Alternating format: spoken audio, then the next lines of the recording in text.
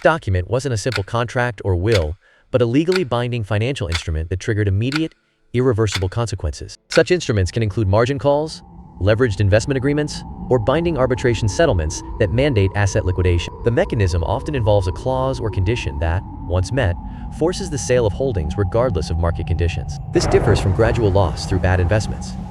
It's a sudden, contractual wealth transfer event. Financial pressure can lead individuals to agree to high-risk terms, believing they can manage the potential outcomes. The catastrophic risk is magnified when personal guarantees are attached to business debts or investments. This case exemplifies a pattern where immense success creates exposure to single points of failure in legal or financial structures. This individual's wealth was built in a capital-intensive industry, where massive debts are routinely leveraged against future assets. Such industries often involve high-risk investments, where companies borrow heavily against projected future earnings. The expansion of his empire was fueled by confidence in rising market values and readily available credit. This pattern is common in volatile industries, where asset values can fluctuate dramatically. Leveraging debt against future assets creates significant financial exposure during market downturns. The individual's regional recognition as the wealthiest person was tied to the apparent success of this expansion strategy. In such industries, confidence can become a double-edged sword when market conditions change. The reliance on credit and rising asset values creates a fragile foundation that depends on continuous growth. The global financial landscape of the late 2000s and early 2010s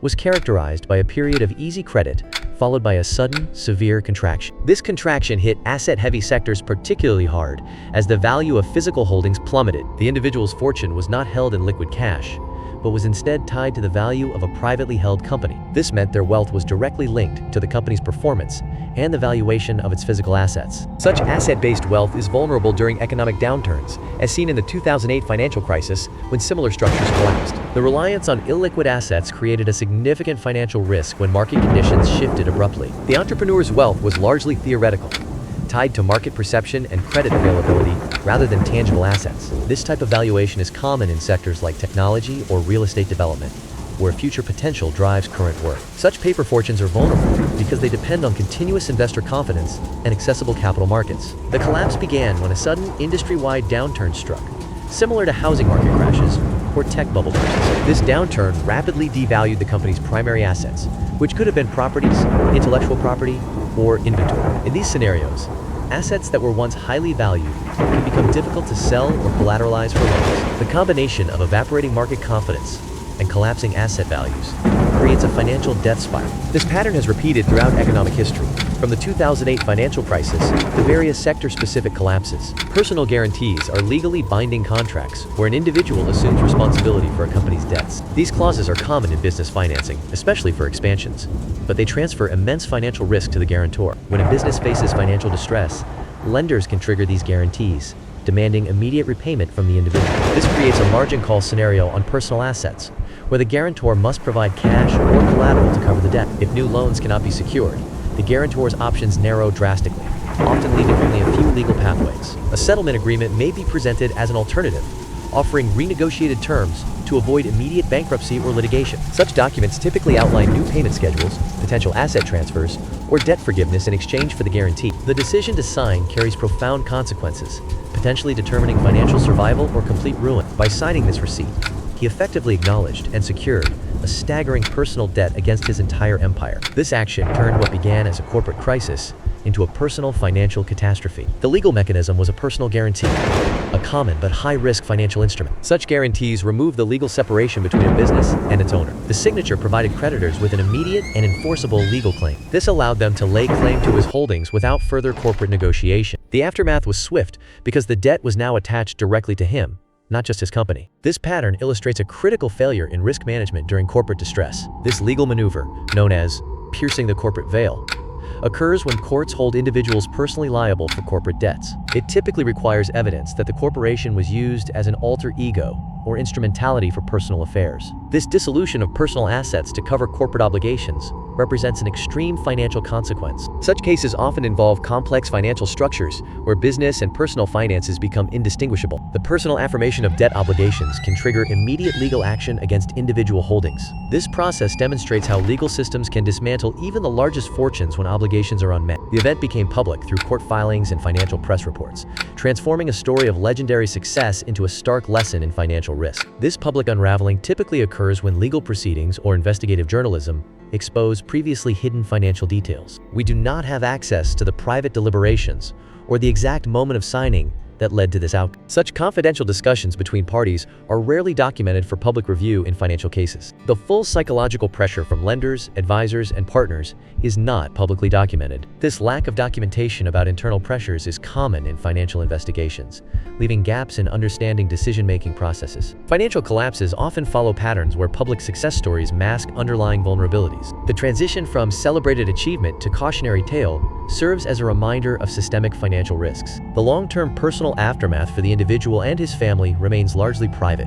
shielded from public view. This privacy is common in such cases, where the true emotional and psychological toll is often borne behind closed doors. A common misconception about the financial impact is the belief that he simply lost cash or a bank account balance. In reality, the loss was more complex, involving control over assets rather than liquid currency. These assets were often heavily mortgaged, meaning their ownership was entangled with significant debt. Losing control in such a scenario is not about a disappearing number in an account, but about the collapse of a leveraged financial structure. This pattern is seen in various financial downfalls, where perceived wealth is built on borrowed capital. The aftermath, therefore, extends beyond a simple ledger entry into legal complexities and long-term instability. The billion-dollar valuation was always theoretical, based on market speculation rather than liquid assets. The collapse was not caused by a single receipt, but by a long chain of decisions. These included over-leveraging, where debt far exceeded sustainable levels. Personal guarantees tied the individual's entire wealth directly to the business's performance. This created a critical failure to insulate personal assets from business risk. The final signing was likely a desperate move after all other options had failed. Attempts at restructuring or finding new investors collapsed in a frozen credit market. This pattern illustrates how theoretical wealth can vanish when financial safeguards are absent. This case demonstrates a critical financial distinction. Net worth tied to a private, illiquid asset is not the same as secured, diversified wealth. The illusion of paper wealth is a common pitfall, where a high valuation on paper does not equate to accessible financial security. Market valuations for private companies are often opinions based on projections and investor sentiment, not guaranteed cash. In contrast, debt is a concrete fact, a legal obligation that must be paid regardless of an asset's perceived value. This creates a dangerous mismatch. One's financial standing can appear robust, while actual liquidity is dangerously low. The lesson is severe but clear.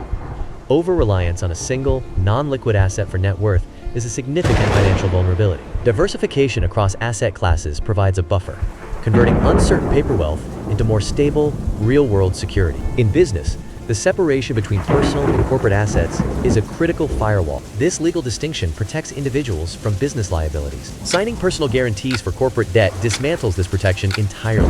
A personal guarantee makes an individual legally responsible for business debts. This means creditors can pursue personal assets like homes, savings, and vehicles. The protection that normally exists between business and personal finances disappears. This legal mechanism is common in small business loans and commercial leases. Understanding this distinction is crucial for anyone involved in business finance. Leverage, the use of borrowed capital to amplify potential returns, is a fundamental financial tool. However, this tool is double-edged, capable of magnifying gains, but also multiplying losses with equal force. This risk is particularly acute in cyclical industries like construction, commodities, or retail, where market downturns are predictable yet devastating. Debt creates rigid, mandatory obligations, interest, and principal payments that come due on a fixed schedule. These financial deadlines are time-sensitive and impersonal.